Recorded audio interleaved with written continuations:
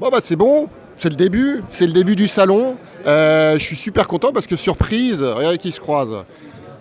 Donc Bertrand, c'est super sympa de toi. Bon, enfin toi t'es un super habitué du truc quoi. Voilà, ouais. Ouais. T'en es à ton combienième là? Quatrième, cinquième. Quatrième, cinquième. Vous imaginez cette mémoire des innovations, le réseau qu'il a ce jeune homme.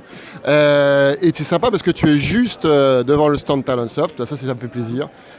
Tu m'as trouvé, c'est super. Qu'est-ce que tu attends cette année là sur ce cinquième événement là? Confirmation de certaines tendances, des RH qui se modernisent, une réelle orientation employée plus qu'une orientation process. Et une conviction, mais des choses qu'on voit arriver déjà depuis à peu près un an. Je pense que tout ce qu'on voit arriver en matière de relations clients depuis 5 ans, 6 ans, on va commencer à le voir arriver côté employé, avec une notion davantage de service, d'empowerment, d'utilisation de la data, et vraiment une approche de, je dirais, employee relationship management, plutôt que simplement gestion du personnel. Génial. Les RH vont vraiment reprendre la main sur le côté relationnel, avec des outils, avec des systèmes qui vont... et de l'intelligence. Il y a une bataille là, qui commence à se faire sur l'intelligence avec les chatbots, l'IA, le deep learning. Est-ce que ça va sortir vraiment du bois cette année? En termes de tendance lourde, oui, le temps qu'on se l'approprie, il va se passer quand même un peu plus de temps, Ouais. mais aujourd'hui la techno, elle est là, c'est plus un problème. La question, c'est la capacité des hommes à se l'approprier.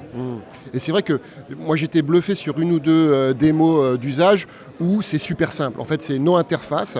Et donc, du coup, on peut imaginer que si le réflexe est pris, l'appropriation va être rapide puisqu'il n'y a aucune interface, aucune complication, quoi. Tu ramènes en fait à l'intérieur de l'entreprise des pratiques qu'on a déjà dans notre vie de clients, de consommateurs tous les jours, et simplement tu passes vraiment dans une logique de service apporté aux collaborateurs en frontalisant ce qui était avant un back-end avec un homme qui faisait l'interface. Aujourd'hui, on met directement les outils dans les mains des collaborateurs en leur disant ça va être simple à utiliser.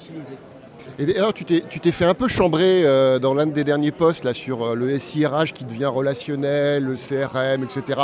Le back qui devient front, enfin, etc.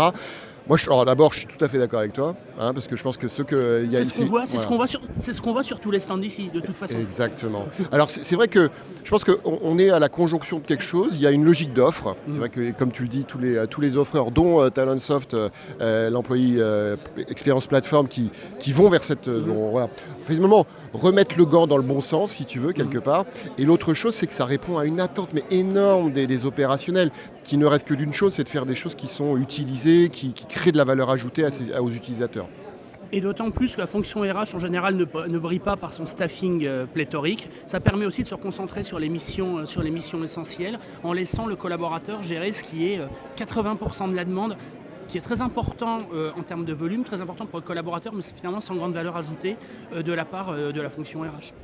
Bon, c'était David avec Bertrand, HR Network World. À Paris. HR Tech World, ouais, t'as raison. Congress. Putain. En fait, l'un des gros trucs, c'est que les salons gérés par les anglo-saxons, ils commencent super tôt par rapport aux Français. Donc il va falloir que je m'y fasse. Allez. À bientôt. Allez, salut David. Ciao.